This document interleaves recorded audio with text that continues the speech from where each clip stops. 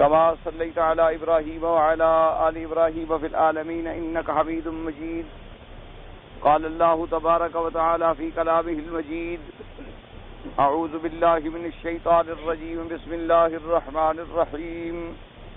والليل إذا يغشى والنهار إذا تجلى وما خلق الذكر والأنثى إن سعيكم لشتى فأما من أعطى واتقى وصدق بالحسنى فسنيسره لليسرى وأما من بخل واستغنى وكذب بالحسنى فسنيسره للعسرى وما يغني عنه ماله إذا تردى.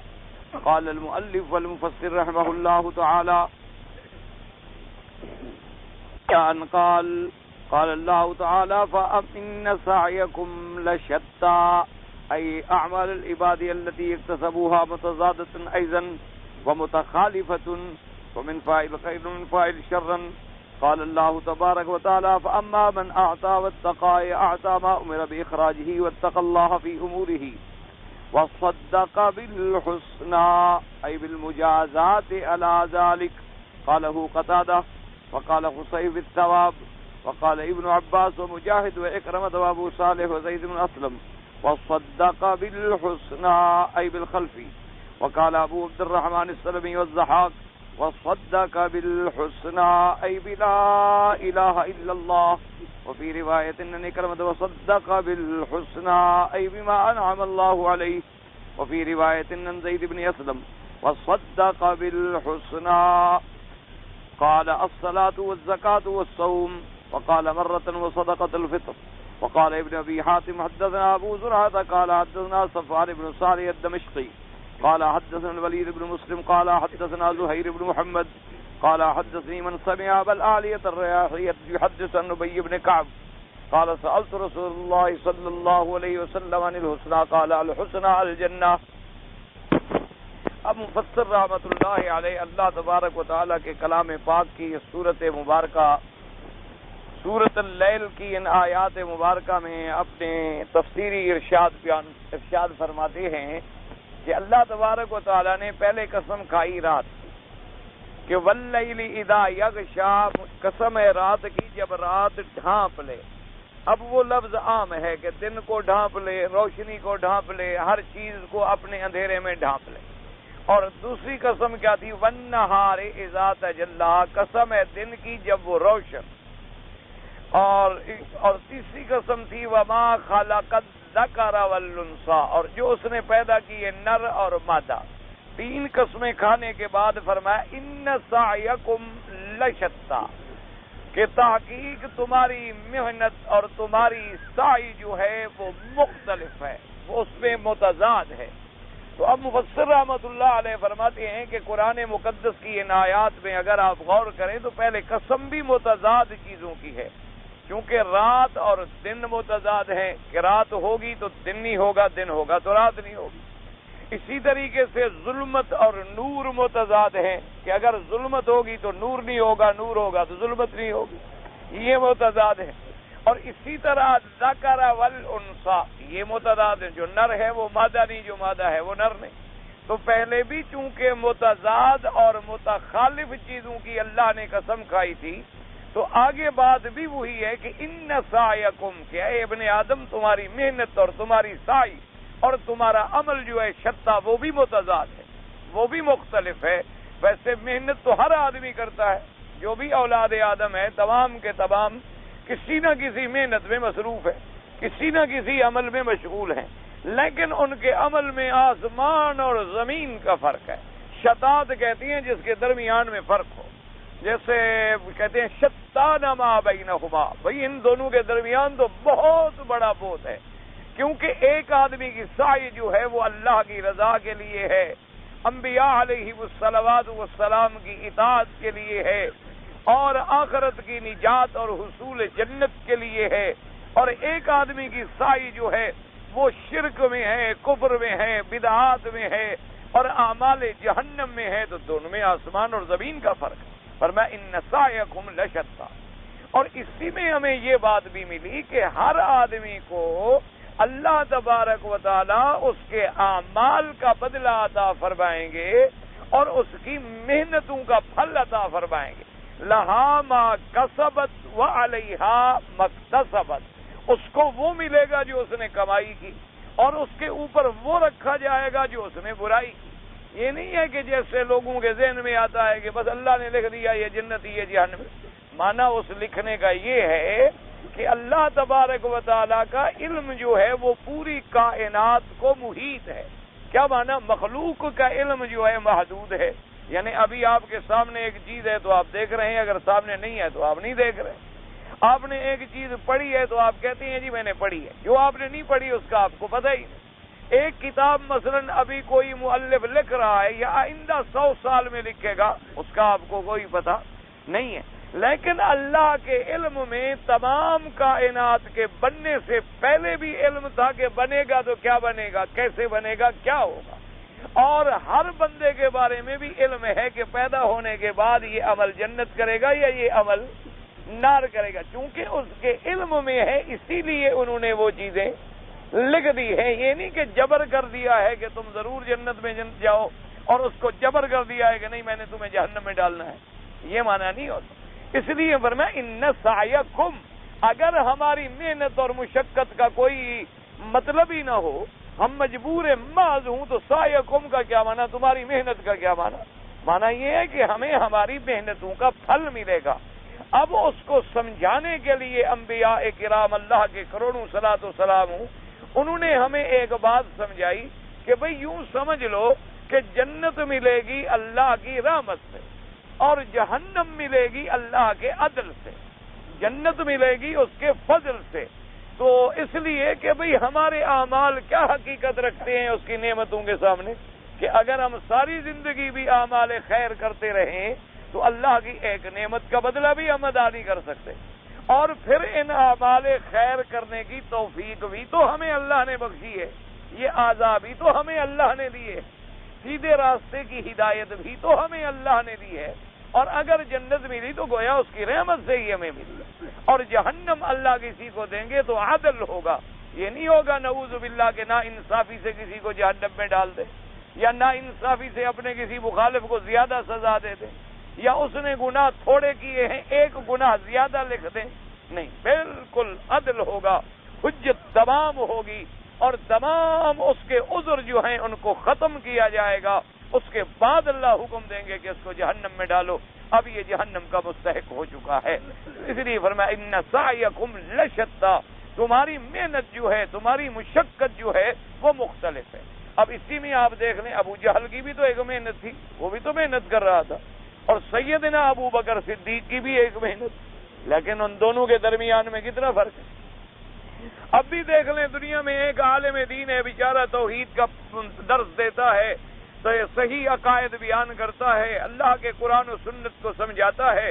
اس کے مقابلے پہ ایک ہے وہ بدعات میں الجھاتا ہے اور جھوٹی سچی روایتیں سناتا ہے اور قصے اور کہانیاں اور خرافات پہ گزارا کر کے محض اپنی دکانداری اور اپنا ایک حلقہ اور اپنے مریدین کا ایک ادارہ بنایا ہوا ہے. محنت تو وہ بھی کر رہا ہے، یہ تو نہیں ہے کہ وہ محنت نہیں کر رہا، محنت وہ بھی کرتا ہے، رات دن جاگتا ہے، سبق پڑھاتا ہے، درس دیتا ہے، تقریریں کرتا ہے، اپنے مریدوں کو مطمئن رکھنے کے لیے پتہ نہیں کتنے کتنے جھوٹ گھڑتا ہے. جھوٹ بنانا کوئی آسان کام ہوتا ہے، کیسے کیسے جھوٹے خواب سناتا ہے، کبھی کبھی جھوٹے جھوٹے قصے سناتا ہے.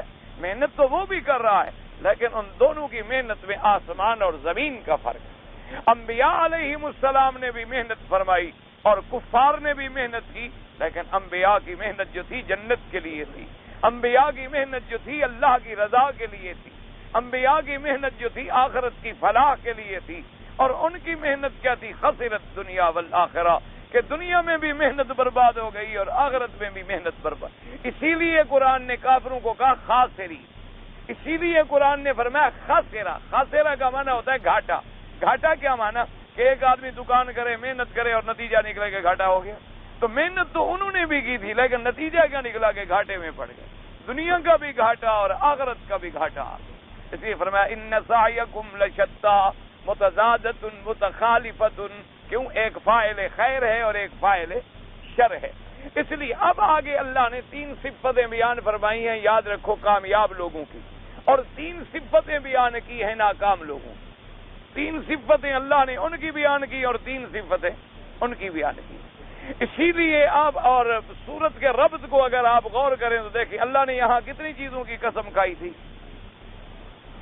اس سورت میں کتنی چیزوں کی قسم ہے؟ 3 چیزوں کی. 3 چیزوں کی قسم ہے نا، واللیل والنہار وما خلق الذکر والانثى. قسم بھی 3 چیزوں کی ہے. کامیاب لوگوں کی صفتیں بھی 3 ذکر فرمائیں اور ناکام لوگوں کی صفتیں بھی 3 ذکر فرمائیں. اب کامیاب لوگوں کی کیا صفتیں؟ فرمایا فَأَمَّا مَنْ أَعْطَى وَاتَّقَى وَصَدَّقَ بِالْحُسْنَى. فرمایا پہلی صفت یہ ہے کامیاب لوگوں کی کہ اللہ کے راستے میں دیتے ہیں، اللہ کے راستے میں جو اللہ نے ان کو. اب یہ لفظ عام ہے، لفظ جامع ہے، لفظ یعنی عموم پر ہے اور شامل ہے. کیا معنی؟ فَأَمَّا مَنْ أَعْطَى، جو اللہ کے راستے میں دیتے ہیں. کیا دیتے ہیں؟ زکوٰۃ واجب ہے دیتے ہیں، صدقات واجب ہے دیتے ہیں، والدین کا نفقہ واجب ہے دیتے ہیں، بیوی بچوں کا خرچہ واجب ہے دیتے ہیں، اور خیرات کے فلاحی کاموں میں دیتے ہیں، اور کلمہ خیر بھی دیتے ہیں، صدقات کرتے ہیں. اعطا، دینے والے ہیں. فَأَمَّا مَنْ أَعْطَى، ایک چیز. دوسری صفت کیا ہے؟ وَاتَّقَى، اللہ سے ڈرتے ہیں. یہ نہیں کہ دیتے ہیں دکھاوے کے لیے، دنیا میں خیرات کر رہے ہیں کہ لوگ ہمیں حاتم طائی سمجھیں، دنیا کو خیرات کر رہے ہیں کہ لوگ ہمیں بہت بڑا سخی اور بہت بڑا آدمی سمجھیں. نہ، فرمایا واتقى، اپنے اللہ سے ڈرتے ہیں. جب اللہ سے ڈریں گے تو شرک بھی نہیں کریں گے، اللہ سے ڈریں گے تو ریا بھی نہیں کریں گے، اللہ سے ڈریں گے تو سمعت بھی نہیں کریں گے، اللہ سے ڈریں گے تو غیر اللہ کی رضا کے لیے بھی کوئی کام نہیں کریں گے. ایک جامع لفظ آ گیا.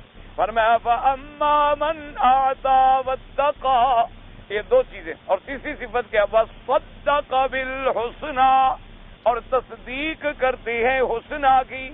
اب حسنہ سے کیا مراد ہے؟ بعض مفسرین کرام نے فرمایا وَصَدَّقَ بِالْحُسْنَى، انہوں نے فرمایا حسنہ کا معنی ہے لا الہ الا اللہ محمد الرسول اللہ، کہ انہوں نے وہ تصدیق کرتی ہیں یعنی شہادتین کی، توحید اور رسالت کی. کیونکہ اگر تصدیق نہ کریں تو نہ خیرات کسی کام کی، نہ اللہ سے ڈرنا کسی کام کا. بعض علماء نے فرمایا وَصَدَّقَ بِالْحُسْنَى، حسنہ کا کیا معنی ہے؟ یعنی الثواب. وہ جب اللہ کے راستے میں دے رہے ہیں تو تصدیق کرتے ہیں کہ اس کا ثواب بھی اللہ ہمیں عطا فرمائیں گے. اللہ تبارک و تعالیٰ کے ثواب دینے کی بھی تصدیق کرتے ہیں. یہ نہیں سمجھتے کہ ہم جو دنیا میں خیرات کر رہے ہیں، صدقات کر رہے ہیں، اچھے اعمال کریں، ہمارے ضائع چلے جائیں گے. نہیں، سوال نہیں پیدا، اس کا یقین ہے. وہ تصدیق کرتے ہیں کہ ہمیں اس پر اللہ ثواب دے. اور فرمایا وَصَدَّقَ بِالْحُسْنَى. بعض علماء مفسرین نے فرمایا بالخلف. کیا معنی؟ کہ جو کچھ ہم اللہ کے راستے میں دے رہے ہیں اس کا بدلہ بھی اللہ ہمیں عطا فرمائیں گے. جیسے کہ قرآن پاک میں دوسری جگہ بھی وَمَا أَنفَقْتُم مِّن شَيْءٍ فَهُوَ يُخْلِفُهُ، جو کچھ تم اللہ کے راستے میں خرچ کرتے ہو اسی کی ذات تمہیں اس کا بدلہ دینے والی ہے. اور بعض علماء نے فرمایا وَصَدَّقَ بِالْحُسْنَى، حسنہ سے کیا مراد ہے؟ ابی ابن کعب رضی اللہ تعالیٰ عنہ فرماتے ہیں سألت رسول اللہ صلی اللہ علیہ وسلم، میں نے حضور پاک سے پوچھا کہ مل حسنہ یا رسول اللہ، حسنہ سے کیا مراد ہے؟ فرمایا الجنہ. آپ نے فرمایا کہ حسنہ سے مراد جو ہے وہ جنت ہے. کیا معنی ہے؟ وہ تصدیق کرنے والے ہیں جنت کی.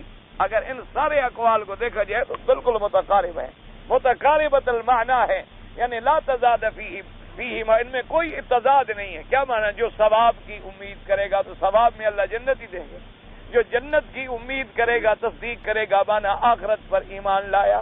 اور اسی طرح جس کو ثواب کی اور بدلے ملنے کی تو یقین ہے کہ اللہ دنیا میں بھی بدلہ دیں گے اور آخرت میں بھی بدلہ دیں گے. اور اسی طرح یہ سارا کون کرے گا؟ من قال لا الہ الا اللہ محمد الرسول اللہ، جو اللہ تبارک و تعالیٰ کی توحید کا اقرار کرے گا، حضور پاک صلی اللہ علیہ وسلم کی رسالت کا اقرار کرے گا. اصل میں بات کیا ہے؟ یہ میں نے کئی دفعہ آپ کو عرض کیا ہے کہ یہ تفسیری اقوال ہوتی ہیں بات کو سمجھانے کے لیے، کیونکہ قرآن پاک میں ایک لفظ عام آ گیا حسنہ. اب حسنہ کا لفظ قرآن میں کئی مقامات پہ استعمال ہوا ہے، اور کئی مقامات پہ حسنہ کا معنی جنت بھی آیا، کئی مقامات پہ حسنہ کا معنی کلمہ شہادت لا الہ الا اللہ بھی آیا، اور کئی مقامات پر حسنہ کا معنی زیادہ بھی آیا ہے کہ اللہ جو تم عمل کرتے اس سے بھی زیادہ تمہیں عطا للذین احسنوا الحسنى۔ اسی طرح سے خلف کے معنی میں بھی آیا ہے کہ وما انفقتم من شیء فهو یخلفہ۔ تو لہذا مفسرین کرام نے جتنی اس لفظ کے ترجمے پورے قرآن میں موجود تھے ان کے مطابق اپنی بات کا ذکر فرما دیا، ورنہ بات سب کی ایک ہی ہے، کیونکہ جب کلمے پہ ایمان ہوگا تو اللہ کے نبی پر بھی ایمان ہوگا، آخرت پر بھی ایمان ہوگا، جنت پر بھی ایمان ہوگا، جزا پر بھی ایمان ہوگا، ثواب پر بھی ایمان ہوگا۔ اس لیے یہ لفظ مبارک جو ہے عام ہے۔ اب یہ تین صفتیں ہیں، جن لوگوں میں یہ تین صفتیں پیدا ہو جاتی ہیں اللہ فرماتے ہیں فَسَنُيَسِّرُهُ لِلْيُسْرَىٰ۔ جو آدمی ان تین صفتوں پہ عمل کرے، ان تین صفتوں کو مضبوطی سے باندھ لے، یاد رکھیں، اور تین صفتیں یاد رکھنا بڑا آسان ہے۔ سب سے پہلے تصدیق تو ہونی چاہیے تھی ایمان کی، لیکن اس کا ذکر بعد میں آیا، کیونکہ کبھی قاعدہ یہ ہوتا ہے کہ من الادنی الی الاعلی، کبھی بیان ہوتا ہے من الادنی الی الاعلی، اور کبھی بیان ہوتا ہے قرآن میں من الاعلی الی الادنی، کہ پہلے اعلیٰ کا ذکر کیا جاتا ہے، پھر درمیانہ، اور پھر نیچے والا۔ کبھی یہ ہوتا ہے کہ پہلے نیچے والا، پھر درمیانہ، پھر اعلیٰ کا ذکر کیا جاتا ہے۔ تو یہ اسلوب بیان ہے اللہ کے قرآن پاک میں، ورنہ اگر ایمان نہ ہوگا تو خیرات کی بھی کوئی قیمت نہیں۔ جیسے کہ حضور پاک صلی اللہ علیہ وسلم سے سیدہ عائشہ صدیقہ بنت الصدیق رضی اللہ تعالی عنہا نے ایک دفعہ سوال کیا۔ اس نے کہا حضور ہم سے پہلے ایک کافر گزرا ہے قریش میں سے، لیکن بڑا سخی تھا، بڑا سخی تھا، اور اس نے بڑے غریبوں کی امداد کی اور مظلوموں کی امداد کی، اور اس نے بڑے بڑے غریب غلاموں کو خرید کر کے آزاد کیا۔ تو بی بی عائشہ نے پوچھا حضور کیا اس کو بھی آخرت میں کوئی درجہ ملے گا؟ تو حضور نے فرمایا کہ نہیں، قیامت میں مشرک اور کافر کو کسی عمل کا کوئی صلہ نہیں ملے گا، اس لیے کہ جب اس کا آخرت پہ ایمان ہی نہیں ہے تو اس نے تو اللہ سے آخرت مانگی ہی نہیں۔ جو آدمی آخرت پہ ایمان ہی نہیں رکھتا، جس کا قیامت پر ایمان ہی نہ ہو، جس کا آخرت پر ایمان ہی نہ ہو، جس کا جنت پر ایمان ہی نہ ہو، تو اس نے تو اللہ سے مانگا ہی نہیں، وہ تو ایمان ہی نہیں لے آیا، تو اللہ اس کو وہاں کوئی بدلہ نہیں دیں گے۔ البتہ کافر کا عمل دنیا میں اس کو بدلہ اللہ دے دیتے ہیں، کبھی اولاد عطا فرما دی، مال عطا کر دیا، صحت عطا کر دی، دولت عطا کر دی، اقتدار مل گیا، کوئی کرسی مل گئی، کوئی فائدہ ہو گیا، دنیا میں اس کا بدلہ ہو جاتا ہے۔ کیونکہ دنیا میں تو جیسے مثلا مسلمان کا ملک ہو تو اس میں کافروں کو بھی زندہ رہنے کا حق ہے، اسی طرح اگر کہیں کوئی کافروں کا ملک ہے اور مسلمان وہاں تھوڑے رہتے ہیں تو قانون میں تو وہاں اقلیت کو بھی زندہ رہنے کا حق ہوتا ہے۔ تو اللہ تو تمام بادشاہوں کے بادشاہ ہے اور تمام کائنات کے بادشاہ ہیں، تمام عالم کے مالک اور متصرف ہیں، تو انہوں نے بھی اپنی دنیا میں مومن ہے یا کافر ہے، دنیا کے اندر سب کو حقوق دیے ہیں زندہ رہنے کے۔ یہ نہیں ہے کہ مومن کو زمین پہ چلنے کا حق ہو اور کافر نہ چلے، یہ نہیں ہے کہ مومن تو آسمان کے نیچے رہتا ہو اور کافر نہ رہ سکے، یہ نہیں ہے کہ مومن کو صحت ملے اور کافر کو نہ ملے، یا مومن کو ہوا لگے اور کافر کو نہ لگے، یا ٹھنڈی ہوا چلے کسی اچھے آدمی عبادت والے کو لگے اور گناہ گار کو نہ لگے۔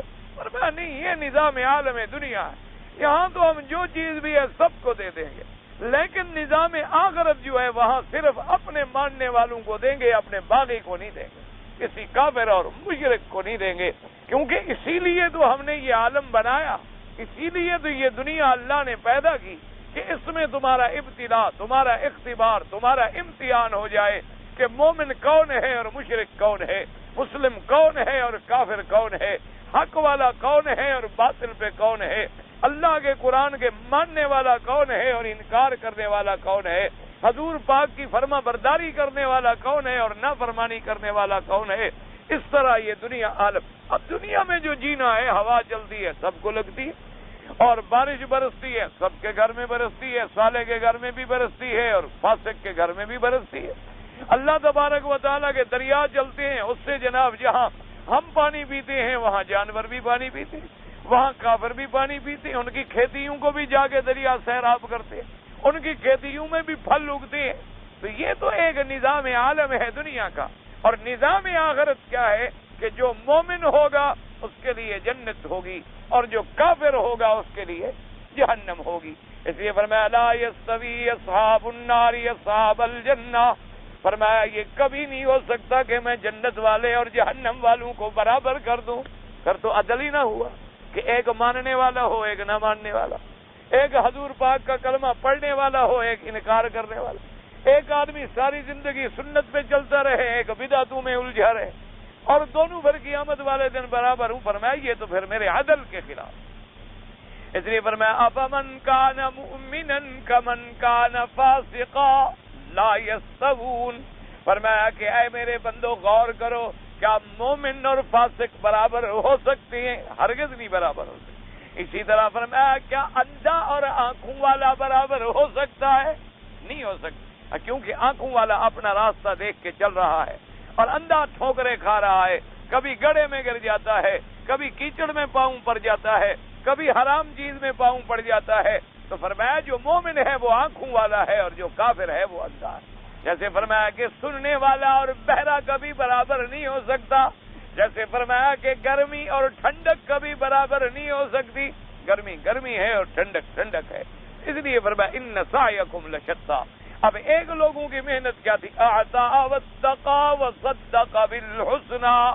اس لیے کوشش کیا کریں اللہ تبارک و تعالی جتنی توفیق عطا فرمائے، اللہ تبارک و تعالی جتنی ہمت عطا فرمائے اللہ کے راستے میں، سب سے پہلے تو صدقات واجبہ کا خیال کرے بندہ. یہ ہمیشہ یاد رکھیں. کیا مانا؟ ایک آدمی کے ذمہ مثلا 1000 ریال زکوٰۃ ہے، وہ زکوٰۃ نہ دے اور ویسے 1500 ریال خیرات کر دے، کوئی فائدہ نہیں. یہ مسئلہ ہمیشہ یاد. یہی ہمارے یہاں بنیادی غلطیاں ہیں جو دماغ میں بیٹھ جاتی ہیں اور حل ہونے میں نہیں آتی. اور پھر آدمی ایک دماغ میں بات رکھنے کے بعد اگر کچھ سوچے تو پھر مسئلہ سمجھ نہیں آتا. مسئلہ سمجھ تب آتا ہے کہ آدمی اپنے آپ کو خالی ذہن کر اور آدمی اپنے اللہ سے دعا مانگے کہ میرا اللہ یہ تیرا کعبہ مرکز ہدایت ہے اور میں تیرا بندہ ہوں، تیرے دروازے پہ آ گیا ہوں، تو اپنی رحمت سے میرے لیے ہدایت کے اسباب پیدا فرما دے اور مجھے صحیح مسئلہ جو ہو وہ سمجھا دے. دعا بھی کرے محنت بھی کرے تو پھر بات سمجھ آتی. اس لیے ہمیشہ یا مثلا ایک آدمی رات کو عشاء کی نماز نہ پڑھے اور ساری رات تہجد پڑھتا رہے، کوئی فائدہ نہیں. کوئی دھیلے کا بھی فائدہ نہیں. سب سے پہلے تو ذمہ داری ہے اللہ کے فرائض پورے کرو. سب سے پہلے عقیدہ ٹھیک ہو، عقیدہ توحید نمبر 1. اس کے بعد کیا ہے کہ نماز فرض ہے، ادا کر. اللہ نے امیر بنایا، دولت عطا فرمائی 2.5% سال میں، جو سارے خرچے کرنے کے بعد سارے معاملات ادا کرنے کے بعد خالص نفع ہے اس میں 2.5%، وہ زکوٰۃ فرض ہے. زکوٰۃ زندگی میں امیر آدمی ہے، ایک دفعہ حج فرض ہے، حج ادا. زندگی کے اندر ہر مہینہ رمضان کا جب آئے روزے فرض ہیں، روزے. سب سے پہلے فرائض اللہ کی ادائیگی. اب فرائض اللہ کی ادائیگی کے بعد اگر والدین بوڑھے ہیں ان کا خرچہ بھی تیرے ذمہ ہے کہ وہ اگر کمزور ہیں اور ان کے پاس جائیداد نہیں ہے تو اولاد کی ذمہ داری ہے کہ اپنے والدین پہ خرچ کر. یعنی یہ تمہارا احسان نہیں ہے، یہ تمہاری کوئی مہربانی نہیں، بلکہ اللہ نے تیرے ذمہ واجب کر دیا ہے کہ بھئی اگر تیرے والدین جو ہیں اگر وہ مسکین ہیں، محتاج ہیں اور اللہ نے تمہیں کچھ دیا ہے تو والدین کا اتنا بڑا حق ہے کہ حضور نے فرمایا انت ومالک لابیک. اس سے بڑا بھی لفظ ہے، فرمایا انت ومالک لابیک، تم بھی اور تمہارا مال بھی، جو کچھ تمہارے پاس ہے تمہارے باپ کا ہے. فرمایا کیوں؟ اللہ نے تمہیں اسی سے تو پیدا کیا ہے. اللہ تبارک و تعالی نے اسی کو تو تمہارا ذریعہ بنایا ہے ولادت کا. اللہ تبارک و تعالی نے اسی سے تو تمہیں دنیا میں آنے کا سبب پیدا کیا ہے. تو فرمایا ان کا خرچہ واجب. اب اسی طریقے سے بیوی ہے تو بیوی کا سکنا، رہائش اور بیوی کا خرچہ یہ جو ہے یہ بھی انسان پہ واجب ہے. یہ نہیں کہ گھر میں بیوی بھوکی بیٹھی رہے اور تم باہر خیرات کر رہے ہو، یہ کوئی مسئلہ نہیں شریعت، بلکہ آدمی الٹا گناہگار ہوتا. یہ لوازمات کو سمجھیں. والدین کا خرچ ضروری، والدین کے بعد اپنے بیوی کا خرچہ تمہارے اوپر ضروری، اولاد کا خرچہ بھی تمہارے اوپر، اولاد کا خرچہ بھی جب تک کہ اولاد بالغ ہو کر کسی نہ کسی کام میں نہ لگ جائے، وہ تیرے پاس ہے تو ان کا خرچہ بھی تمہاری ذمہ داری پر۔ اور اس خرچے کی مقدار کیا ہوتی ہے؟ جو اللہ نے تیری حیثیت بنائی۔ یعنی اگر تم امیر آدمی ہو تو خرچہ بھی امیروں والا کرو، اگر تم درمیانے آدمی ہو تو خرچہ بھی درمیانے آدمی والا کرو، اگر تم غریب آدمی ہو تو خرچہ بھی غریب آدمی والا کرو۔ یہ تمہاری شرعاً ذمہ داری ہے۔ ان چیزوں کے کرنے کے بعد اگر اللہ عطا فرمائے تو پھر صدقات نافلہ ہے، یعنی پھر صدقات نافلہ ہے۔ کیا بنا کہ خیرات کر رہے ہو؟ اچھا، ان خیرات میں بھی سب سے زیادہ مستحق کون ہے؟ تیرے غریب رشتہ دار۔ آتی ذی القربى حقہ والمسکین وابن السبیل۔ سب سے پہلے اللہ نے فرمایا اپنے غریب رشتہ داروں کو خرچہ دو۔ یہ نہیں کہ خیرات کرو، لوگوں پہ خیرات کر رہے ہو اور اپنے رشتہ دار بھوکے مر رہے۔ تم بیٹھے ہوئے یہاں جناب مزے سے خیراتیں کر رہے اور تیرے بھائی ہیں، بھائی کی اولادیں ہیں، چاچے کی اولادیں ہیں، رشتہ دار ہیں اور اولادیں ہیں، قریبی ہیں، ان پہ خرچ کرو۔ اگر ان رشتہ داروں میں کوئی غریب، مجبور، بیوہ، یتیم نہیں ہے، پھر اپنے محلے کے غریبوں پہ خرچ کرو۔ اگر محلے میں بھی نہیں ہے، پھر اپنے شہر کے غریبوں پہ خرچ کرو۔ اپنے شہر کے غریبوں میں کوئی نہیں ہے تو اپنے ملک کے غریبوں پہ خرچ کرو۔ اپنے ملک میں بھی کوئی نہیں تو پھر جو قریب ملک ہو اس میں خرچ کرو۔ ہاں، ایک ہوتا ہے حوادث، کہ جیسے اب کشمیر کا مسئلہ آ گیا کہ وہاں مجاہدین بیچارے ایک ایک پائی کے محتاج ہو رہے ہیں اور اللہ کے نام پہ جہاد کر رہے ہیں اور خالص کفر سے ٹکرا رہے ہیں۔ یعنی ان کا مقابلہ کوئی بے واسطہ بل واسطہ نہیں، بلکہ سیدھا ڈائریکٹ کافروں کے ساتھ، اور ڈائریکٹ ان کافروں کے ساتھ ہے جو وثنی کافر ہے، جو بت پرست ہے، جو اصنام پرست ہے۔ اس کے مقابلے پہ لڑ رہا ہے۔ اب ان کی حاجت جو ہے ہمارے رشتہ داروں کی حاجت سے زیادہ مقدم ہو گئی۔ مجاہدین افغانستان ہیں، مجاہدین فلسطین ہیں، برما کے مسلمان ہیں، بنگلہ کے مسلمان ہیں جو بیچارے فاقے سے مر رہے ہیں۔ کر ہمارا رشتہ دار چلو روٹی کھا کے زندہ تو ہے، اس کے بعد کھانے کا ٹکڑا تو ہے، اس کے بعد رات کو سونے کے لیے کوئی پھٹا تو ہے، پلنگ نہ صحیح کوئی لکڑی کا پھٹا صحیح، لیکن ان مسلمانوں کا تو غور کرو جو بیچارے ہزاروں کی تعداد میں اس سردی میں کب، یعنی آج رات کو آدمی جب تحت 0 درجہ حرارت چلا جاتا ہو، بغیر کپڑوں کے مسلمان، کوئی کسی سرحد پہ پڑا ہے، کوئی کسی دریا پہ پڑا ہے، کوئی کسی جزیرے پہ پڑا ہے، تو اب ان کی ضروریات ہم سے مقدم ہو گئی، کیونکہ ہم مسلمان ہیں اور ہم کلمہ پڑھنے والے ہیں۔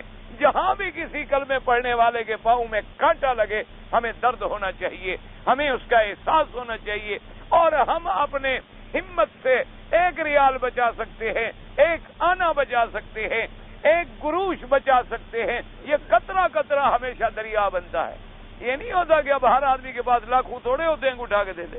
ہمیشہ یہی اصول ہوتا ہے کہ 2 آنے 4 آنے کر کے بھی اللہ پاک، چلو ایک آدمی کو 1 ریال جو مل گیا اس کے 1 دن کی روٹی تو ہو گئی نا۔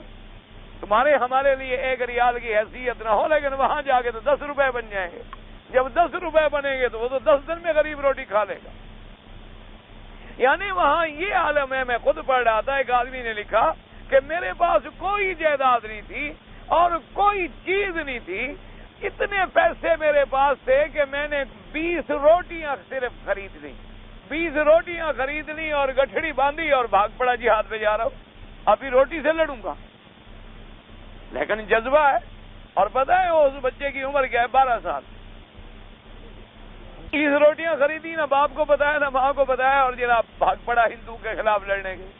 اور اللہ کے بندے سردی میں کہتے ہیں، رات کو آیا سردی تو ایک غار مجھے ملی، اس کے اندر گھس گیا تو رات میری کسی نہ کسی طرح سے گزر گئی۔ کہتے ہیں صبح اٹھا تو راستے میں مجھے کسی کی رائفل پڑی ہوئی مل گئی۔ اب رائفل مل گئی، 12 سال کا بچہ، چلاؤں کیسے؟ اس کے بعد اللہ تبارک و تعالیٰ کی قدرت دیکھیں کہ آگے اور کوئی مجاہدین بیچارے غار میں چھپے ہوئے تھے، ان سے ملاقات ہو گئی، انہوں نے مجھے گولی چلانی سکھا دی۔ کہتا 12 کافروں کو مار لیا، اب میں خوش ہوں، اب اگر میں شہید بھی ہو گیا تو کوئی فرق نہیں پڑتا۔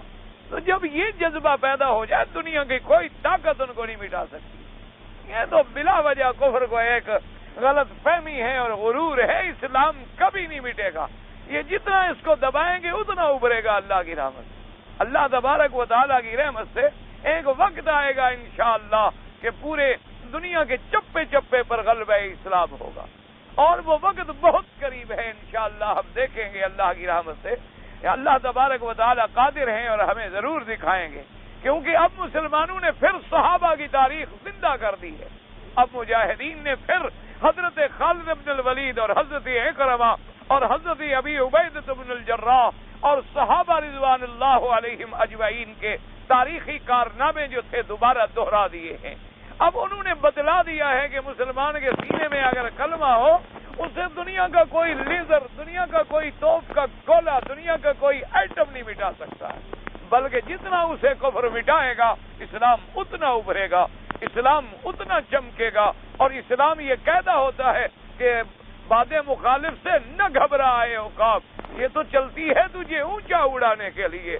عقاب جب اڑتا ہے نا وہ ہوا مخالف تو اور اونچا ہوگا. تو اس لیے اسلام کو جتنا مٹانے کی کوششیں کی گئیں، قریش نے کوئی تھوڑا زور لگایا، مکے والوں نے کوئی تھوڑا زور لگایا، طائف کے تیر اندازوں نے کوئی تھوڑے تیر برسائے، کفر کی طاقتوں نے کوئی تھوڑی سازشیں کی.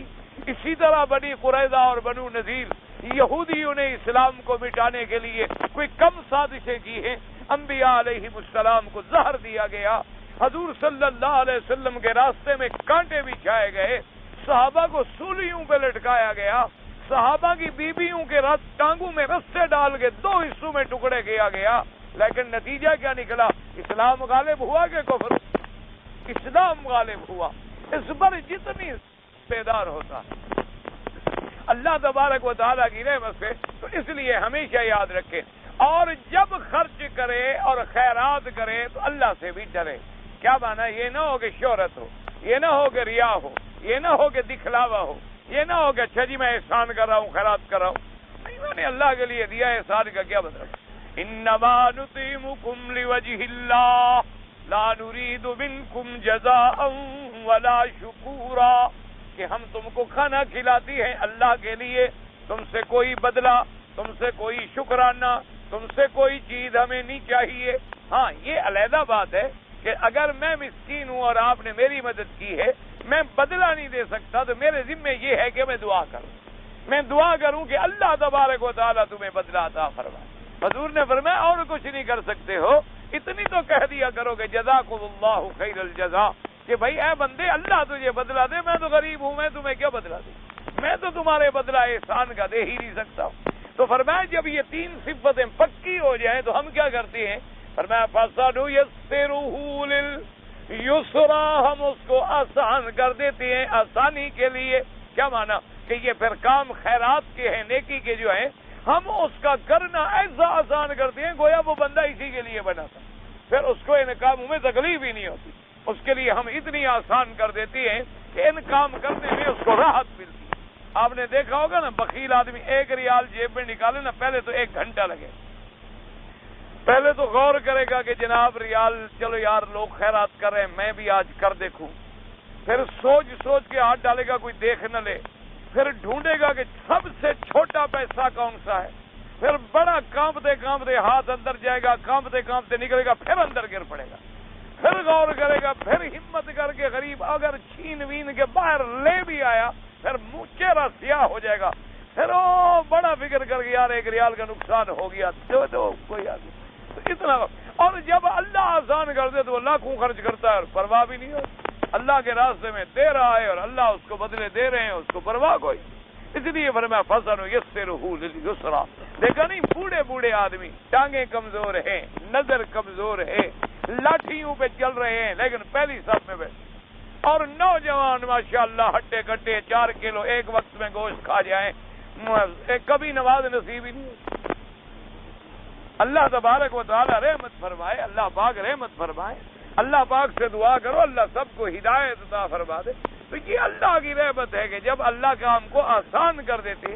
اسی لیے میں نے آپ سے عرض کیا نا جی، آدمی حیران ہوتا ہے کہ بعض مفسرین ہے کہ جیسے طبری دیکھے 30 جلد میں تفسیر، اسی طرح بعض علماء نے کتابیں لکھی ہیں 300 جلد، 300 ایک جلد اتنی بڑی ہے، اور 300 جلد کی ایک کتاب.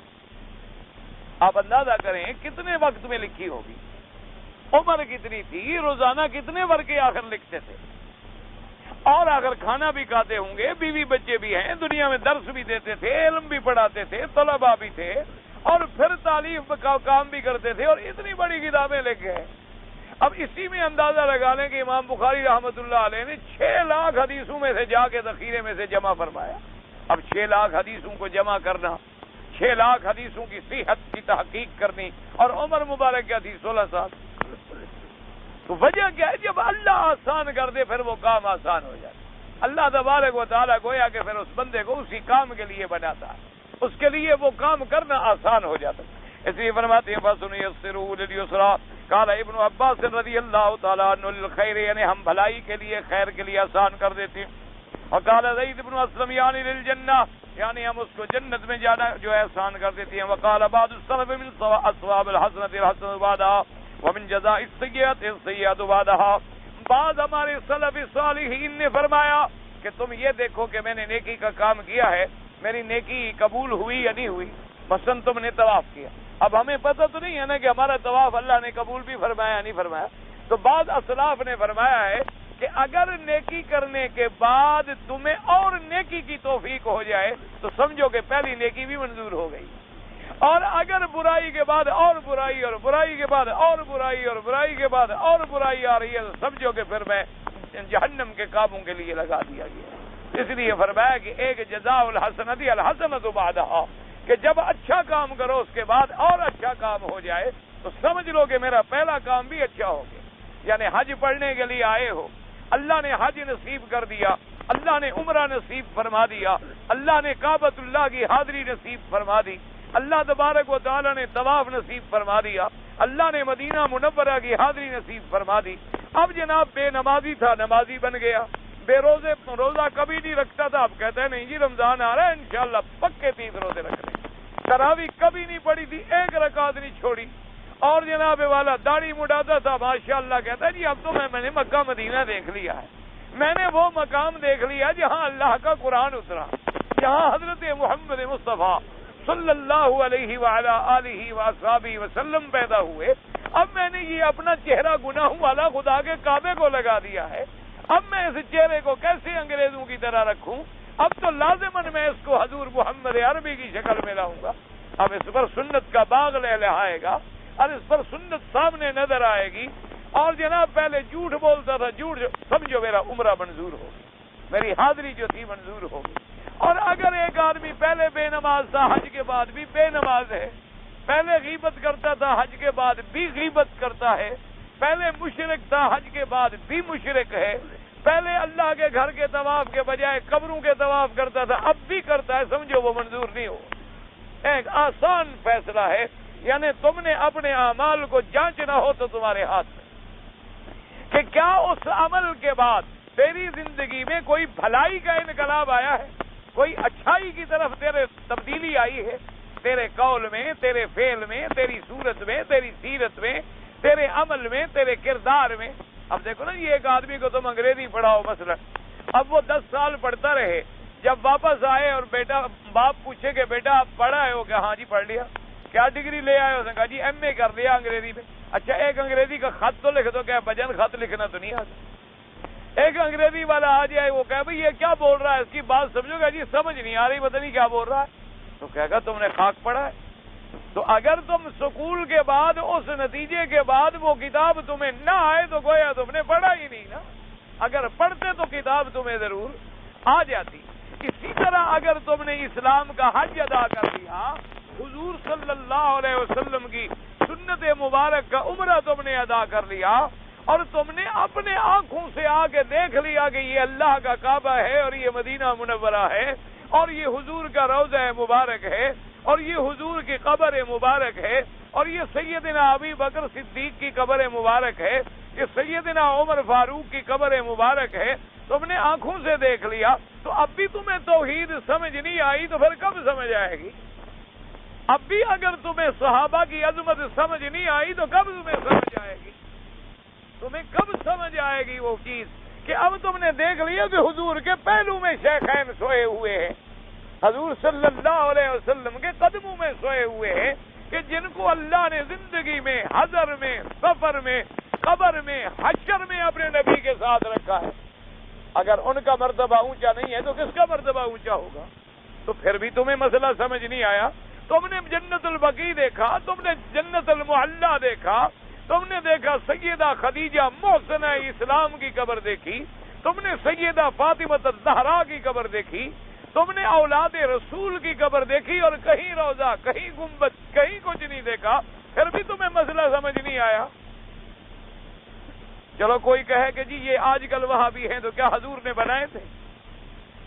تو چلو وہابی ہیں بیچارے، وہابیوں سے بڑی تکلیف ہے، تو چلو یہ ان کو چھوڑیں. کیا حضور نے بھی تو اپنی زندگی میں حکومت فرمائی مکہ مدینے میں کہ نہیں فرمائی؟ حضور کے بعد سیدنا ابی بکر نے حکومت فرمائی کہ نہیں فرمائی؟ سیدنا عمر، سیدنا عثمان، سیدنا علی رضوان اللہ علیہ مجمعین، پھر سیدنا حسن، پھر سیدنا حسین رضوان اللہ علیہ مجمعین، پھر سیدنا معاویہ رضی اللہ تعالیٰ عنہ.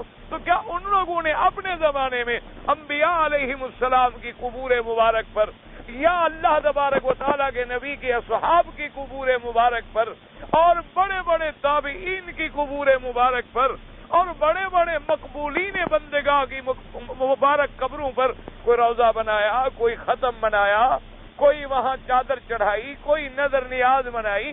اب تو سارا دین تم اپنی آنکھوں سے دیکھ رہے ہو، اب تو دین تمہارے سامنے ہے. لیکن پھر بھی سمجھ نہ آئے تو اللہ سے دعا کیا کر کہ یا اللہ ہمیں ہدایت عطا فرما دے، یا اللہ ہمیں چشم بصیرت عطا فرما دے، اور ہمیں بھلائی کے کام جو ہیں وہ آسان فرما دے. اور اگر تیرے عقیدے میں انقلاب آیا ہے کہ پہلے تیرے ذہن میں شرک کی لہریں اٹھتی تھیں، اب توحید کا دریا چلتا، پہلے تیرے دماغ میں بدعت کے بہت گھمر چلتے تھے، اب تیرے دماغ میں سنت کا ڈیرا لگ گیا ہے، تو سمجھو اللہ نے میری کعبے میں حاضری بھی منظور فرما لی، اللہ نے میرا مدینے کا آنا بھی منظور فرما لیا، اللہ نے میرا عمرہ بھی منظور فرما لیا، اللہ نے میری عبادت بھی منظور فرما لی. اور اگر جیسے آئے تھے اسی طرح چلے گئے تو سمجھو کہ حاضری منظور نہیں. دعا کرو اللہ کسی کو محروم نہ فرمائے.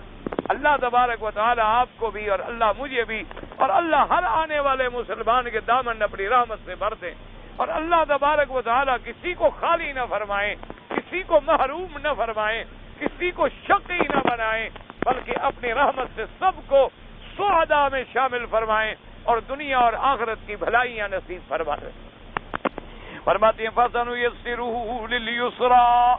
اب فرماتے ہیں اب دیکھو پہلے 3 صفتیں تھیں نا ان لوگوں کی جو کامیاب ہیں، اب ان لوگوں کی 3 صفتیں ہیں جو ناکام ہیں. وہ کیا ہے؟ وَأَمَّا مَن بَخِلَ، جس نے بخل کیا، کہ اللہ کا حق بھی ادا نہیں کیا، بندے کا حق بھی ادا نہیں کیا، صدقات واجبہ بھی نہیں دیتا، اور مفروضہ صدقات جو ہیں وہ بھی نہیں. اما من بخل واستغنا، وہاں کیا تھا؟ واتقى، اللہ سے ڈر گیا. واستغنا مانا بے پرواہ، اپنے آپ کو بے پرواہ کر لیا. جی ہاں میں چھوڑو جی، کہاں کی کیا دوزخ ہے اور کیا جہنم ہے اور کیا عذاب قبر ہے، چھوڑو یار یہ مولوی ہے، یہ ایسی باتیں کرتے رہتے ہیں. کہاں ہے عذاب قبر؟ کوئی دیکھا ہے کبھی آپ نے؟ ایک مردے کو ہم رکھ دیتے ہیں ہسپتال کے کولڈ سٹوریج میں، 2 سال پڑا رہتا ہے، اسی طرح ہوتا ہے. یار کدھر ہے عذاب قبر؟ اور ہر چیز سے واستغنا، اکڑ گیا. تو اما من بخل واستغنا وکذب بالحسنى، اور اس نے اللہ کی توحید کی تکذیب کی، اللہ کی جنت کی تکذیب کی، اللہ تبارک و تعالیٰ کے بدلہ دینے کی تکذیب کی. فرماتے ہیں اما من بخل بما عنده، جو کچھ اس کے پاس ہے اس کا بخل کیا. واستغنا یعنی کیا مانا؟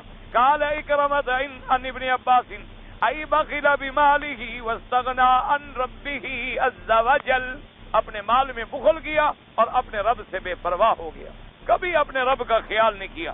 فرواہ ابن بیات وکذب بالحسنى بالجزاء فی الدار الاخرہ، اور اس نے تکذیب کی آخرت کی کہ جزائے آخرت کوئی نہیں، قیامت کوئی نہیں، بعد بعد الموت کوئی نہیں.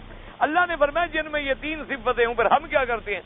فَسَنُيَسِّرُهُ لِلْعُسْرَىٰ، ہم بھی اس کو پھر جہنم کے لیے آسان کر دیں.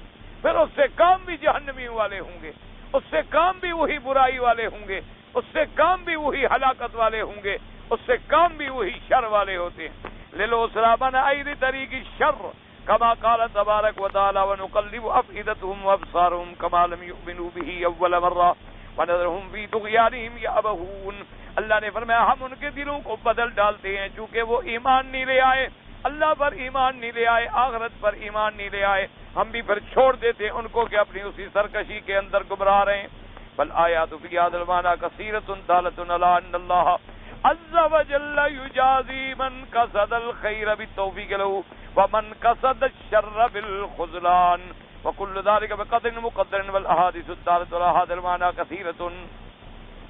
اب مفسر رحمۃ اللہ علیہ فرماتی ہیں کہ اس ضمن میں بہت ساری آیات ہیں, بہت ساری قرآن پاک کی آیات ہیں جو اسی بات کی دلالت کر رہی ہیں. کس بات کی دلالت کرتی ہیں؟ علی ان اللہ عز وجل, کہ اللہ پروردگار عالم یجازی من قصد الخیر, جو بھلائی کا ارادہ کرے اللہ اس کے لیے آسانی پیدا کر دیتی ہے. اللہ تبارک و تعالیٰ ان کے لیے آسانیاں پیدا کر دیتی ہیں اور پھر بھلائی کی اس کو توفیق عطا فرماتی. اس لیے حکم ہے مسلمانوں کہ اگر بھلائی نہیں کر رہے ہو تو نیت تو کر لو, نیت کر لو کہ ہاں بھائی انشاءاللہ عشاء کے بعد جو ہے نا ایک طواف کر لوں گا, نیت کر لو. اللہ نے فرمایا بندہ نہ بھی کر سکو میں نیت پر بھی ثواب دے دوں کہ میرے بندے نے نیت تو کی تھی نا سچے دل سے, ارادہ کیا تھا لیکن ضعیف بندہ ہے, نماز پڑھی پھر تھک گیا, کوئی کام یاد آ گیا بیچارہ نکل گیا چلا گیا نہیں کر سکا. لیکن فرمایا نیت المؤمن خیر من عملہ, جب ارادہ نیکی کا پکا کر لے, نیت کر لے, نہ جو کر سکے پھر بھی میں خیر کا بدلہ دے دیتا ہوں. اللہ فرماتے ہیں میرے بندے کے لیے لکھ. اسی طرح حدیث مبارک میں آتا ہے کہ جو آدمی اپنی زندگی میں مثلا روزانہ 2 طواف کرتا تھا, نفل پڑھتا تھا, قرآن پڑھتا تھا, بیمار ہو گیا یا بیچارہ بوڑھا ہو گیا, ضعیف ہو گیا, چل نہیں سکتا, تو اب کیا کرے؟ تو اللہ پاک ملائکہ کو حکم دیتے ہیں, ملائکہ میرا بندہ جو زندگی میں, جو صحت میں, جو تندرستی میں, جو قوت میں جتنی نیک عمل کرتا تھا روزانہ لکھے رہو. کہیں گے اللہ میاں کر تو نہیں رہا. فرمایا نہیں کر رہا, میں جانتا ہوں نا, اگر صحت ہوتی تو کرتا نا, لیکن صحت جو نہیں ہے اس لیے بیچارہ نہیں کر رہا, ورنہ کرنے کا نیت تو ہے اس کی. وہ تو اب بھی انتظار میں بیٹھا ہے کہ چلنے کی میں طاقت دے دوں تو ابھی دوڑ پڑے گا دوا میں. تو فرمایا جب تک زندہ رہے لکھ دو. اسی لیے ایسے عمل بھی ہیں کہ جو آدمی کے مرنے کے بعد بھی فرمایا لکھ دو. فرمایا زندگی میں کوئی صدقہ جاریہ کر گیا, کوئی رباط بنا گیا, کوئی مدرسہ بنا گیا, کوئی مسجد بنا گیا, کوئی پانی کی سبیل بنا گیا, کوئی ہسپتال بنا گیا, کوئی سڑک بنا گیا, کوئی راستہ بنا گیا, کوئی قبرستان بنا گیا, تو اللہ فرماتے میرا بندہ مر گیا لیکن کام تو ہو رہا ہے نا. صدقہ جاریہ اس کی موت کے بعد بھی لکھتے رہو. اور اسی طرح فرمایا علم ينتفع به, اگر کسی کو علم پڑھا گیا اور وہ آگے علم پڑھا رہے, وہ آگے علم پڑھا رہے ہیں, یعنی اندازہ کریں ہمیں تو خبر بھی نہیں ہوتی ہے نا. یعنی ایک دفعہ بہت یہاں سے ہزاروں میل دور ایک ملک میں ایک جگہ تقریر کر رہا تھا رات کو, تو مجھے دوستوں نے کہا کہ یہاں جو مولوی صاحب ہیں وہ کسی کو مسجد میں تقریر کی اجازت نہیں دیتے, آپ کے لیے بڑی مشکل سے انہوں نے مانا ہے. وہ بھی اس لیے مان گئے کہ چلو مکہ شریف سے آئے ہیں, اتنی دور سے آئے ہیں اور اللہ کے حرم سے آیا ہے تو اللہ کے گھر کی بھی تو کوئی عزت و عظمت ہوتی ہے نا, اس وجہ سے انہوں نے اجازت دے دی ہے. ورنہ وہ کبھی وہ کہتا ہے میں اپنی مسجد میں نہ اجازت دیتا ہوں نہ میں مسجد کو کھاڑا بناتا ہوں. مولوی آتے ہیں لڑائی کرتے ہیں, کوئی کچھ کہتا ہے, کوئی کچھ کہتا ہے, کچھ کہتا ہے, جھگڑے ہو جاتے ہیں. اس لیے بس مسجد ہے, نماز پڑھو اور میری بھی جان چھوڑو اپنی بھی جان. خیر بہرحال اب جناب وہ تقریر ختم ہو گئی, رات کے تقریباً کہیں 1 بج گیا, اور رات کا جب ہم فارغ ہوئے تو جناب وہ ایک آدمی دوڑتا ہے, اس نے کہا جی آپ بیٹھے, وہ مولانا جو ہیں, وہ یہاں کے عالم جو ہیں, بزرگ جو ہیں اور یہاں کے جو امام ہیں وہ ملنے کے لیے آ رہے. تو میرے ساتھ جو ساتھی تھے انہوں نے کہا جی عجیب بات ہے, یہ مسجد میں کسی کو نہیں آنے دیتا, اس کو پتہ نہیں کیا شوق ہو گیا کہ 1 بجے رات کو آپ کو ملنے کے لیے آ رہا ہے.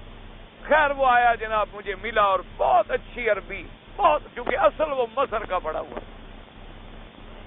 اور مصر کا پڑا ہوا عربی نہیں بولے گا تو پھر کون بولے گا. ہم تو ویسے ہی بیچارے اجمی ہیں, نہ اپنی آتی ہے نہ عربی آتی ہے, ہم تو درمیان میں رہ گئے, نہ ادھر والے نہ ادھر والے. ان کی تو اللہ نے زبان دی ہے نا جی, لہن دیا ہے ان کو, تو اللہ نے بولنے کا اور پڑھنے کا تو خاص ایک ملکہ اور ایک نعمت عطا فرمائی ہے. جو نعمت کسی کو ملے گا تو اس کا اعتراف کرنا چاہیے آدمی کو. کاری بہت پیاری عربی بولی اور بڑی محبت سے مجھے ملا اور بڑا خوش ہوا. کہنے لگا کہ میرا تو اصول ہے, میں کسی کو اجازت نہیں دیتا, لیکن آپ کو میں نے تقریر کی اجازت دے دی اور پھر بھی میں نے یہ احتیاط کی کہ بھئی جلدی جلدی میں نکل جاؤں تاکہ تقریر میں مجھے بیٹھنا نہ پڑے، مجھے نہ سننی پڑے کہ آپ نے کیا کیا ہے۔ لیکن میں مسجد سے نکلا اور گھر پہنچا اور اسپیکر کی آواز آ رہی تھی تو مجھے آواز کو جانی پہچانی لگتی تھی، تو پھر میں بیٹھ گیا سنتا رہا، تو 1 بج گیا۔ تو اب جب تقریر ختم کی تو میں نے کہا میں جا کے پوچھوں یہ آواز مجھے اچھی کیوں لگتی ہے اور سمجھ آتی ہے کہ جیسے میں نے کہیں سنی ہو۔ لوگوں سے پھر میں نے پوچھا کہ یہ کون ہے، تو انہوں نے آپ کے والد کا نام بتایا، تو میں نے تو آپ کے والد سے ابو داؤد پڑھا تھا، میں تو شاگرد ہوں ان کا، اور ہزاروں میل دور مجھے پتہ ہی نہیں۔ وہ کہنے لگا مجھے، انہوں نے کہا کہ شیخ خیر محمد کے بیٹے ہیں، میں نے کہا میرے تو وہ استاد سے، بھائی میں نے تو ان سے ابی داؤد پڑھا ہے اور میرے تو استاد کا بیٹا۔ کہنے لگا جی اب تو آپ کہیں اور جا نہیں سکتے، اب تو آپ میرے گھر میں جائیں گے، میرے گھر میں ہی رہیں گے، اور جب تک آپ یہاں ہیں سوال ہی پیدا نہیں ہوتا کہ میں جانا۔ کبھی اللہ کے بندے میں جن کا مہمان ہوں میں ان کا کیا کروں؟ انہوں نے کہا جی وہ مہمان جانے میں جانوں، گھر والے جانے وہ جانے۔ تو اللہ کی رحمت سے اللہ نے مجھے یہاں بہت عزت دی ہے، علم دیا ہے، مسجد دی ہے، خیر اللہ رحمت کرے۔ بہرحال اس کے کچھ حالات اور بھی عجیب تھے، پھر خیر آپس میں باتیں ہوتی، تو کہنے کا مقصد یہ تھا کہ اب ہمیں کوئی پتہ نہیں کہ بھی وہ کون آدمی۔ اس نے کہا جی میں تو آپ کے والد سے بھی داؤد پڑھا۔ کبھی کبھی ایسے لوگ بھی ملتے ہیں ہمیں، وہ کہتے ہیں جی ہم نے تو آپ کے والد سے فلاں سن میں پڑھا۔ ٹھیک ہے، ہمیں تو پتہ ہی نہیں۔ علم ينتفع بھی، علم پڑھا گئے اور وہ آگے پڑھا رہے ہیں اور خدمتیں کر رہے ہیں، اور اللہ ان کا ثواب مرنے کے بعد بھی دیکھ رہا ہے۔ اور اسی طرح فرمایا ولد صالح يدعو له، فرمایا کہ اگر کوئی بیٹا اچھا چھوڑ گیا، شرط یہ ہے کہ اچھی اولاد ہو۔ اگر ہم نے اپنی اولاد کو اچھا نہیں بنایا تو ہمارے بعد وہ اچھا کیا کرے؟ اگر ہم نے انہیں قرآن نہیں پڑھایا، ہم نے انہیں دین نہیں پڑھایا، ہم نے انہیں حضور پاک کی سیرت نہیں پڑھائی، ہم نے انہیں صحابہ اہل بیت کی حقیقت نہیں سمجھائی، ہم نے انہیں عقائد نہیں پڑھائے، تو ہمارے بعد وہ کیا کریں گے؟ فرمایا ولد صالح يدعو له، کہ اس کے بعد اس کی اولاد جب دعائیں مانگتی ہے کہ رب ارحمہما کما ربیانی صغیرا، میرا اللہ ہمارے والدین پہ مہربانی فرما، جیسے وہ بچپن میں ہم پہ مہربانی فرماتے تھے، جیسے بچپن پہ ہم پہ وہ رحم کرتے تھے، تو بھی ان پہ رحم فرما دے۔ ربنا اغفر لی ولوالدی وللمؤمنین یوم یقوم الحساب، اور دعائیں مانگتے ہیں۔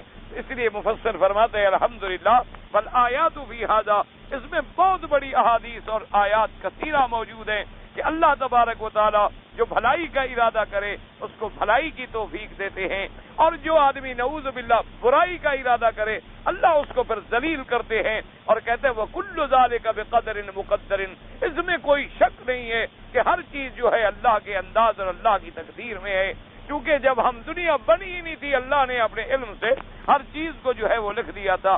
اور اسی طرح فرماتی ہیں کہ جیسے آیات زیادہ ہیں اسی طرح احادیث بھی موجود ہے۔ ایک حدیث برکت سے ہم بھی پڑھ لیں، تھوڑا سا وقت تو ہے۔ روایت ابی بکر صدیق رضی اللہ تعالی عنہ قال الامام احمد حدثنا علی بن عیاش قال حدثني لطاف بن خالد قال حدثني رجل من اهل البصرة عن طلحة بن عبد الله بن عبد الرحمن بن ابي بكر الصديق النبي قال سمعت ابي يذكر ان اباه سمع ابا بكر رضي الله تعالى عنه وهو يقول قلت رسول الله صلى الله عليه وسلم يا رسول الله صلى الله عليه وسلم اعمل على ما فرغ منه او على امر مؤتنف قال بل على امر قد فرغ منه قال ففيما الامر يا رسول الله قال كل ميسر لما خلق له سیدنا ابی بکر الصدیق رضی اللہ تعالیٰ عنہ، جب صحابی کا نام آئے تو رضی اللہ عنہ کا، اور جب حضور کا نام آئے درود شریف، انبیاء کا نام آئے تو علیہم الصلاۃ والسلام، اللہ کے اولیاء کا نام آئے تو رحمت اللہ علیہ۔ مسلمانوں کو یہ ادب سیکھنا چاہیے۔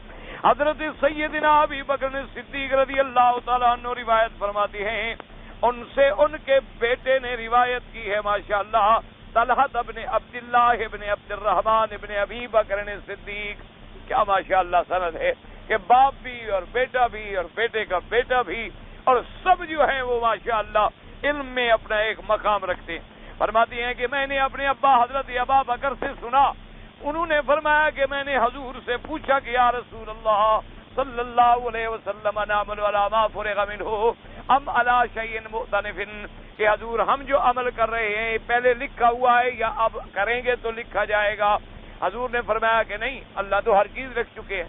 میں نے کہا حضور جب اللہ ہر چیز لکھ چکے ہیں تو پھر عمل کی کوئی ضرورت نہیں ہے۔ فرمایا نہ ابو بکر بات سمجھو، کل میسر لما خلق لہ، ہر بندہ جس عمل کے لیے لکھا گیا ہے اسی کے مطابق اس کو اللہ توفیق دے رہے ہیں، اس لیے عمل میں لگے رہو، اچھے عمل میں ہو تو معنی یہ ہے کہ یہی اللہ نے ہمارے حق میں لکھا ہے، اگر برے میں نعوذ باللہ تو معنی یہی ہے کہ اس کو اسی میں ڈالا جا رہا ہے، تو عمل خیر کی کوشش کرو تاکہ اللہ تبارک و تعالیٰ تمہیں اسی عمل کے مطابق جو ہے جزا عطا فرمائیں۔ اللہ تبارک و تعالیٰ سے دعا کرو اللہ ہم سب کو اعمال خیر کی توفیق دیں اور اعمال شر سے بچائیں۔ اور اسی طرح ابھی کل مجھے ایک دوست نے جو لفافہ دیا تھا اور اس میں خط بھیجا تھا اور اس نے یہ بھی لکھا تھا کہ آپ اس کو پورا پڑھیں اور علیحدگی میں پڑھیں، تو میں نے آپ کے حکم پر پورا عمل کیا ہے، اس کو الف سے لے کر یہ تک پڑھا ہے اور بالکل علیحدگی میں پڑھا ہے، اور جتنا میں سمجھ سکتا تھا میں نے اس کو سمجھا ہے۔ اب تمہاری اخلاقی ذمہ داری ہے کہ تم مجھے ملو تاکہ ہم آپس میں بیٹھ کر اس بات پہ بات کریں۔ اگر میرے اندر غلطی ہے تو میں اپنی غلطی کا اعتراف کروں، اور اگر تم نے بات غلط سمجھی ہوئی ہے تو تم اپنی اصلاح کرو، تاکہ بات جو ہے اب تم نے مجھے بھیج دیا، میں نے تمہارے حکم کی تعمیل کر دی۔ اب وہ چونکہ آپ نے نام نہیں لکھا، ایڈریس نہیں لکھا، ورنہ میں آپ کو خط لکھ کر جواب بھیج دیتا۔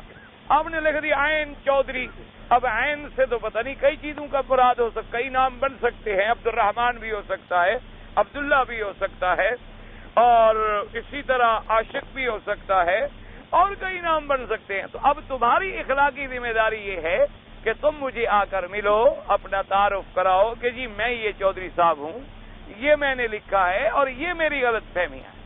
میں کوشش کروں کہ تمہیں وہ بات خدا کرے سمجھ آ جائے، اگر میں نے سمجھا سکوں تم مجھے سمجھاؤ، یہ میرا اللہ کے حرم میں وعدہ ہے کہ میری غلطی ہوگی تو میں معاف کروں اور میں اعتراف کروں گا، اور دوسرے دن درس میں آ کے میں بتلا دوں گا کہ بھئی مجھے بھائی نے یہ مسئلہ سمجھایا ہے، اس میں جو تم نے مسئلہ لکھے ہیں ایک نور بشر کا، وہ ٹھیک ہے، اگر آپ کو سمجھ نہیں آ رہا یا مجھ سے سمجھے یا مجھے سمجھا دیں۔ دوسرا مسئلہ آپ نے لکھا ہے اذان سے پہلے صلاۃ و سلام کا، وہ بھی اگر آپ کو سمجھ نہیں آ رہا میں کوشش کروں گا سمجھانے، اگر میں نہ سمجھا سکا آپ مجھ کو سمجھا دیں کہ جناب یہ حدیث مبارک موجود ہے، حضرت بلال نے پڑھا ہے، حضرت ابی محذورہ نے پڑھا ہے، حضرت عبداللہ ابن ام مکتوم نے پڑھا ہے، اور اذان حضور کے زمانے میں مکے میں بھی ہوتی تھی، مدینے میں بھی ہوتی تھی، بدر میں بھی ہوتی تھی، خیبر میں بھی ہوتی تھی، تبوک میں بھی ہوتی تھی۔ اگر کسی حدیث میں مل جائے وہ آپ مجھ کو بتلا دیں گے، میں بالکل تسلیم کروں گا، یہ میرا وعدہ ہے۔ باقی آپ نے اس میں جو مجھے گالیاں دی ہیں وہ میں نے آپ کو معاف کی، وہ میں نے آپ کو معاف، اس کا مجھے کوئی رنج نہیں ہے، میں نے تمہیں معاف کر دی ہیں، باقی اللہ جانے تم جانو۔ اب اگر تم نہ ملے پھر میں خط بھی سناؤں گا اور جواب بھی دوں گا، پھر تم کہو گے تمہیں مجھے تکلیف ہوتی ہے، آپ سخت لفظ کہتے ہیں، اس لیے میں ان کو سنانا بھی نہیں چاہتا کسی کو، لیکن تمہاری اخلاقی ذمہ داری ہے کہ تم مجھے ملو۔ کہتا ہے جی برکت کے لیے ہم پہلے اپنے نام سے پہلے محمد لکھتے ہیں، لیکن صحابہ کے نام میں محمد نہیں تھا۔ بھئی غلط ہے، یہ ابھی پڑھ رہے تھے آپ، محمد ابن عبداللہ، محمد ابن ابی عبد الرحمن، محمد ابن ابی سلمہ، یہ تو میں نے عرض کیا تھا اگر تم نام نہ دیکھو تو ہماری غلطی ہے۔ اور دوسری بات یہ یاد رکھیں کہ عرب میں قاعدہ ہے کہ نام ایک رکھا جاتا ہے، ہمارے ہاں قاعدہ ہے نام مرکب رکھا جاتا ہے، نام بڑا ہوتا ہے ہمارا، یوں سمجھے مرکب، دو تین نام ملا دیتے ہیں ایک نام۔ عرب کا قاعدہ ہی، اب حضور پاک کا نام کیا تھا؟ محمد، سب کہتے صلی اللہ علیہ وسلم۔ اسی طرح حضور کا دوسرا نام کیا تھا؟ احمد صلی اللہ علیہ وسلم۔ قرآن نے کیا کہا؟ مبشرا برسول یاتی من بعد اسمہ احمد۔ اسی طرح حضرت آدم کا نام کیا تھا؟ آدم۔ نوح کا نام کیا تھا؟ نوح۔ ادریس کا نام کیا تھا؟ ادریس۔ ابراہیم کا نام کیا تھا؟ ابراہیم۔ اسماعیل کا نام کیا تھا؟ اسماعیل۔ یہ نہیں تھا کہ محمد اسماعیل، محمد ابراہیم، یہ کیوں؟ محمد پاک تو الگ نام ہے اور ابراہیم علیحدہ نام ہے، اسماعیل علیحدہ نام ہے۔ اس لیے ہمیشہ یاد رکھیں کہ یہ آپ کی اور ہماری سمجھ میں فرق ہے کہ صحابہ حضور کے نام کی عظمت نہ کریں اور ہم کریں، یہ ہو سکتا ہے؟ صحابہ سے بڑا عاشق کوئی دنیا میں پیدا ہو سکتا ہے؟ ہمارا تو ایمان ہے نا جی کہ ساری دنیا کے عاشق اکٹھے کرو، ابو بکر کی ایک انگلی کے برابر بھی نہیں ہوتی۔ یہ ہمارا ایمان ہے۔ ان سے بڑا عاشق کوئی نہیں تھا، ان سے بڑا حضور کا وفادار کوئی نہیں تھا، ان سے بڑا حضور کا جانثار کوئی نہیں تھا، ان سے بڑا حضور کا تابع دار کوئی نہیں تھا۔ نہ تھا نہ قیامت تک وہ جماعت پیدا ہو۔ وہ تھے جو گزر گئے، رضی اللہ عنہم ورضوا عنہ۔ تو اس لیے باقی آپ اپنے نام بھی جب رکھیں بچوں کے تو اسی طرح رکھیں، محمد، احمد، حامد، محمود، یا اب اگر عبد کا لفظ لگے گا تو وہ اللہ کی صفت کے ساتھ لگے گا، عبد اللہ، عبد الرحمن، عبد الستار، عبد الغفار، عبد القہار، عبد الجبار، تو وہ پھر اللہ کے نام کے ساتھ، چونکہ عبد جو ہے صرف اللہ کے نام کے ساتھ لگتا ہے ہمیشہ یاد۔ اب جیسے میرا مثلا نام جو ہے پہلے سے مشہور تھا محمد مکی حجازی، اب جناب جب یہاں عرب کے اندر مسئلہ ہے، انہوں نے کہا جی یہ تو 3-4 نام ہو گئے آپ کے، ہم آپ کو آخر کس نام سے سمجھیں کہ محمد بھی آپ کا نام ہے، مکی بھی آپ ہیں، حجازی بھی آپ ہیں۔ میں نے کہا یار نام تو میرا محمد ہوا نا، مکی حجازی تو نسبت۔ انہوں نے کہا جی نہیں یہ ایک نام رکھیں۔ میں نے کہا پھر محمد رہنے نے باقی نام مٹا دے۔ تو انہوں نے کہا کہ جی آپ کو تو پھر مکی کے نام سے ہر کوئی جانتا ہے۔ میں نے کہا جانتا رہے لیکن میں محمد کا نام کیوں چھوڑ دوں؟ سوال ہی پیدا نہیں ہوتا۔ نہ جانے لوگ نہ جانے، چلو نہیں جو پہچانے گے تو کون سا پہاڑ ٹوٹ جائے گا۔ بہرحال تو اس وجہ سے صحابہ کے نام بھی موجود ہیں اور تابعین کے نام بھی موجود ہیں، تبع تابعین کے نام بھی موجود ہیں، لیکن عرب اور عجم کے نام رکھنے میں یہ ایک غلطی ہے۔ ان کے نام صحیح ہوتی ہیں، ہمارے غلط ہوتے ہیں۔ اللہ ہمیں صحیح رکھنے کی توفیق عطا فرمائے۔ اللہ تبارک و تعالی ہمیں سنت کے مطابق چلنے کی تو اب دیکھیں نا پورا قرآن پڑھے، فاذکر فی الکتاب مریم، فاذکر فی الکتاب ادریس، اسی طرح قرآن میں نا ویوسف، یوسف، صرف یوسف، یہ نہیں آئے گا کہ محمد یوسف، یہ کبھی نہیں آئے گا۔ اسی لیے تو ہمیشہ نام ہم جو رکھیں گے ہم کہیں گے محمد یوسف خان بھی تھا، اپنا لقب بھی ساتھ بھی ڈالیں گے، حالانکہ وہ لقب ہے، اس کا تعلق نام سے نہیں ہوتا۔ وہ تو کوئی بلوچ ہوا تو خان ہو گیا، پٹھان ہوا تو خان ہو گیا، یا کوئی آوان ہوا تو وہ ملک ہو گیا، برادری ہوتی ہے۔ کوئی پنجاب کے علاقے میں ہوا تو چودھری کہلائے، یہ تو ایسی باتیں نہیں ہیں۔ اصل نام جو ہے وہ مفرد ہو تو زیادہ بہتر ہے۔ اللہ تبارک و تعالی آپ کو مجھے صحیح نام رکھنے کی توفیق دے۔ میرے اوپر بہت قرض ہے تو دعا کریں۔ بھائی قرض کے لیے سب سے پہلے تو نیت کریں کہ اللہ میں نے قرضہ اتارنا ہے۔ جب نیت کرو تو حدیث پاک میں آتا ہے اللہ اس کے لیے مدد فرماتے ہیں۔ دوسرا، روزانہ رات کو سورۃ الواقعہ پڑھا کرو اور استغفار جو بھی تمہیں آئے، استغفر اللہ جو بھی تمہیں آئے، جتنا زیادہ پڑھ سکتے ہو، وضو ہے نہیں ہے، اٹھتے بیٹھتے چلتے پھرتے پڑھا کرو، اللہ کی رحمت سے قرضہ اتر جائے گا۔ تابعین کس کو کہتی ہیں؟ جنہوں نے صحابہ کو دیکھا ہو، حضور کو نہیں دیکھا۔ جنہوں نے حضور پاک کو دیکھا وہ صحابی بنے، جنہوں نے